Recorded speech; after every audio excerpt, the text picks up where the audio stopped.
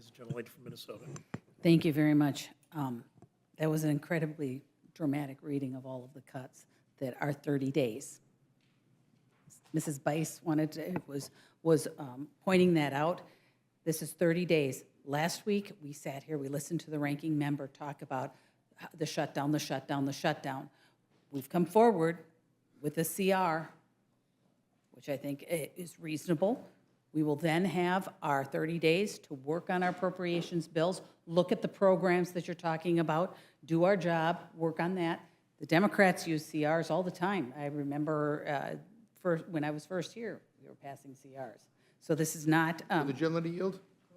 I'm not objecting. I will to chair. I'm not objecting. Or I will. I'm not objecting to the use of a CR. And maybe the gentlelady could just give us some certainty here that, in fact, this bill will come to the floor and pass. I mean, her Ranking member, you know what? We are working right now on what is happening right now in rules, and we will do our job here, and then we will see what happens with the floor. And I did want to point out, I have read the bill. I've read the bill several times. I've made notes. And obviously you have read it because you have other things that you're talking about. And so to say that you just got it, I think is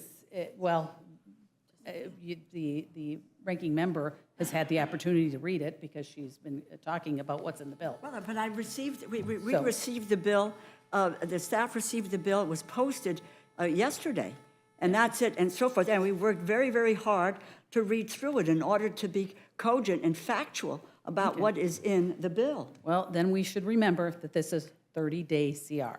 Well, 30-day CR.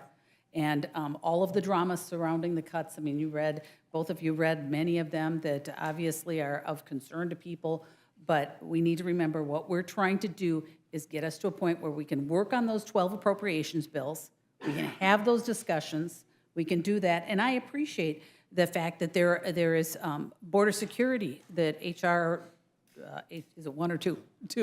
HR 2, most of HR 2 is in here because, you know what, we're not talking about the people in my district dying of fentanyl overdoses and the fentanyl that's coming across the border. You know, we didn't really hear about all of the issues that Texas was having until New York threw up its hands and they're saying, oh my gosh. But Texas has been facing that for how long? You know, they've been dealing with the illegal immigrants coming across the border. So this is, I think, a reasonable solution to what we are dealing with. We will have our 30 days. We'll be able to look at those appropriations bills. We're addressing the border, and all of the cuts that you're talking about, they're reductions, and they're 30 days. 30 days, and I did want to give Mrs. Bice the opportunity to kind of complete your thoughts. You were talking about the 30-day and the 1%, and I wanted you to complete that thought.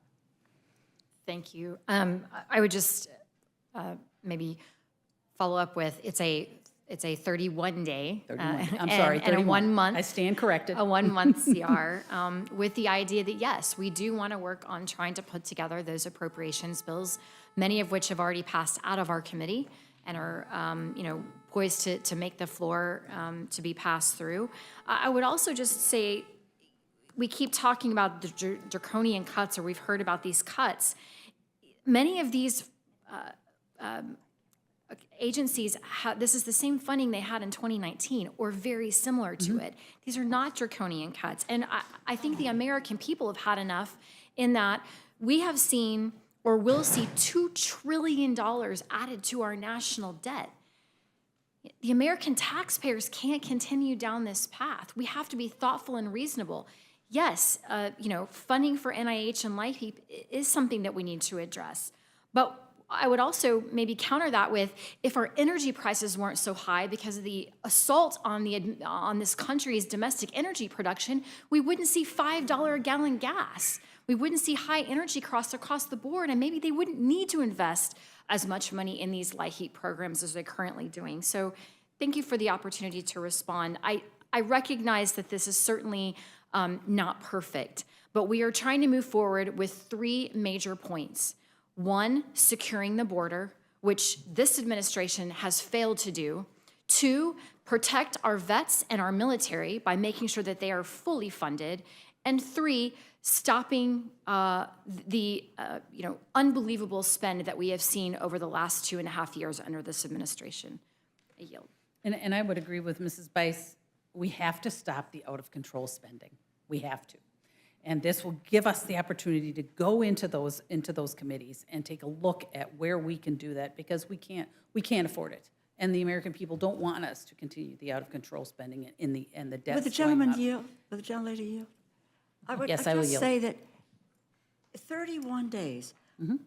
I've sat and Congressman Joyce has sat on the Appropriations Committee for a number of years. Please understand that to negotiate 12 bills, first of all, you got to get to a place to negotiate. You're looking at least 6 weeks in order to be able to put the bills together. I did this in December. Last December, as I said, with the help of Democrats and Republicans in the Senate. And we did a continuing resolution, and then it took us through to sometime in December in order for us to come to agreement. So this is not 30 days. This will be more than 30 days. And no one is going to tell me that you're going to then say, okay, so we are not going to cut border security by 8.1% for this next 30 days. But you cut border security right now.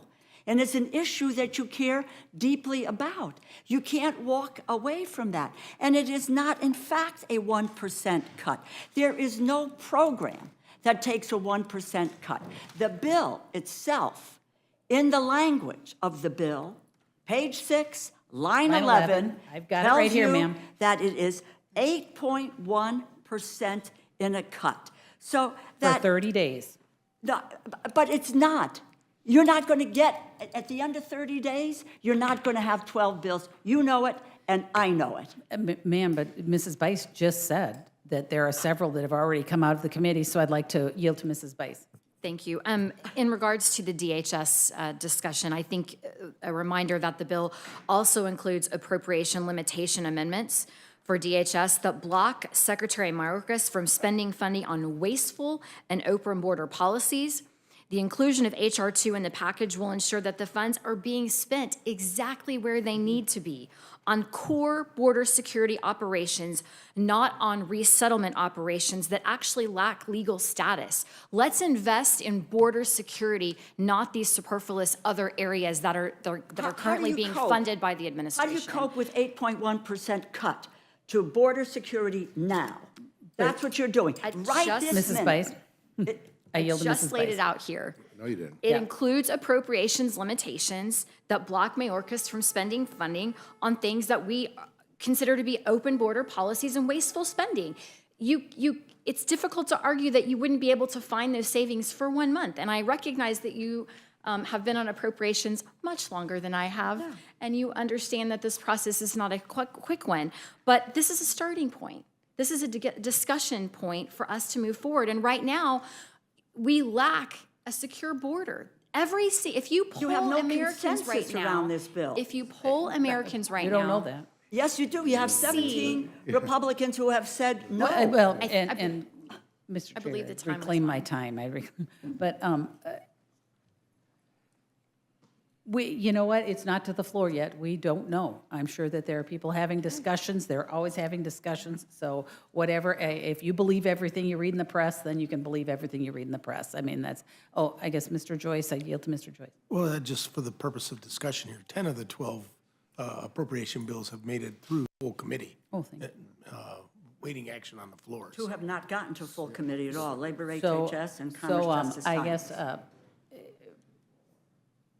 we can go through and you can create all the drama you want, saying we're cutting Head Start, we're doing all of this, we're doing all of that. But last week, it was all about stopping a government shutdown. We've come forward with a bill. No, and I think Mrs. Bice said maybe not perfect, but we have come forward with this bill to make sure that we don't have government shutdown, and we are able to do the work we need to do. But this has not So- been a negotiated bill. Okay, Once that's again, not, I'm going to ask us not to talk over each other. I'm not because talking over, I'm well, just clarifying. I have the floor. The gentlelady from Minnesota controls the time.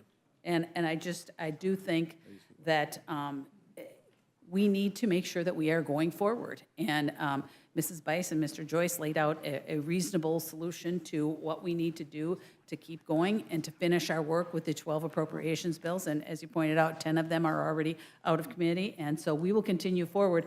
But I don't think that it's fair for us to be having to listen to the issues regarding government shutdown when we're putting together a bill right now that would prevent that. So with that, Mr. Chair, I'll yield back because I believe we have votes. I would just say to the gentlelady